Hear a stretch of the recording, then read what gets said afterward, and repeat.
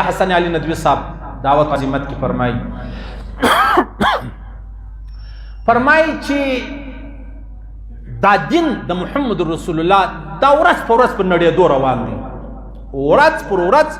په نړېدو روان دی راسي اے مسلمانانو مر دغه دین چې دی هغه د گزارېدو دی لکېدو څه وساتو لکه دیوال چې گزارېږي راسي موږ تکیه ورکو دا د یوه سړي کار نه دی دا به ټول انسانان راځي مسلمانان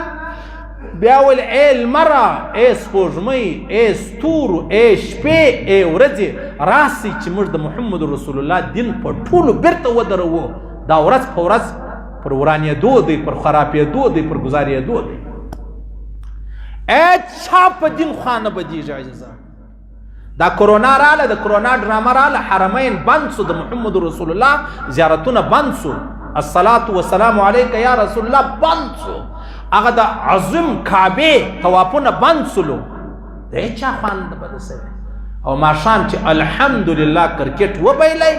کټ پریشان دی پر چا د زړه دوره راغلی ده چا کوروالا ته طلاق ورکړی دی چا په ځان کې خنجر وهلی دی چا ډوډۍ نه ده خوړلې باشپا چا وروره د چھت ځان رایلا کوي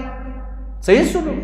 د محمد رسول الله دین چې ګزارېدی د هیچا خوا نه سوه په بده او چې کرکټ ګزارېدی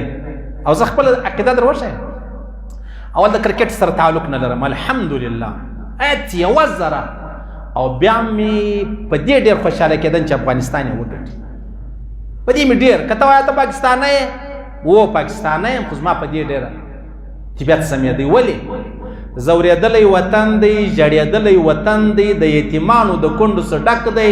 خندا یې په کلو کلو لیدلې نه ده تباه دی برباد دی خوار دی در په دره دی چې هسې یوه ګټه دی له ورغلی وی موږ مشوره صحابه کرام چې کله زخمیان پراته ولو نو بیا یو صحابي په منډه اوبه راوړې چې رایې وړلې دا یو زخمي صحابي پروت دی هغه هم تږی دی اوبه یې غوښتې و تی در واخه اوبه ده چې دا اوبه جنې اخیستلې څنګه صحابي زخمي و هغه هم د اوبو تمنا وکړه د ول یاره ودت یې ورکړه چې هغه ته راورسېدی څنګ ته بل صحابي و هغه هم د اوبو تږی و ده ته چې راورسېد د ول یاره زما و ملګري ته یې ورکړه چې هغه تېره سوی هغه بل ولو هغه بل ته چې دی ورسېدی هغه شهید شو د هغې خوا چې را روان شو دا بل شهید سوی د هغه چې را روان شو دا دویم شهید سوی د دویمه چې روان شو اول هم شهید شو هېچا دا اوبه نه وڅښلې دا یې قربان کړې ول زما څنګ والا دې وڅښه زه به کرکټ قربان کړم خدای دې مال په دې ګټلی وای خو نه وسوله چې ګټلی وای نو خو یو نوم به وای خندا به وای خوشحالي به وای پرېږده دا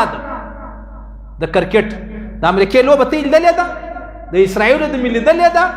سخت یې تباه کړه ډالر په 150 روپۍ دی او ته په کرکټ خوشحاله یې ته خبر یې په ځان برادي په 1.5 روپۍ کیلو دی ته خبر یې په ځان او هلته وایه هلته کرکټ دی الحمدلله د ګورم د جنجال خلاصو کې نه وای بیللې وسو بیا بل بیا به هغه ته غورځېدلی د وطن په خوشحالي خوشحاله کېږم د وطن په کامیابي خوشحاله کېږم خو دا کامیابي نه ده ډالر 80 روپۍ 90 روپۍ له راورسېږي دا کامیابي ده په ټولو خوشحاله کېږو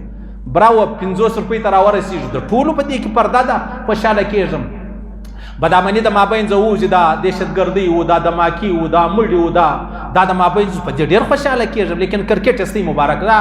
موږ په هغه نه خوشحاله کېږو خوشحاله کېدم ما د صحابو کیسه درته وکړه صحیح سلو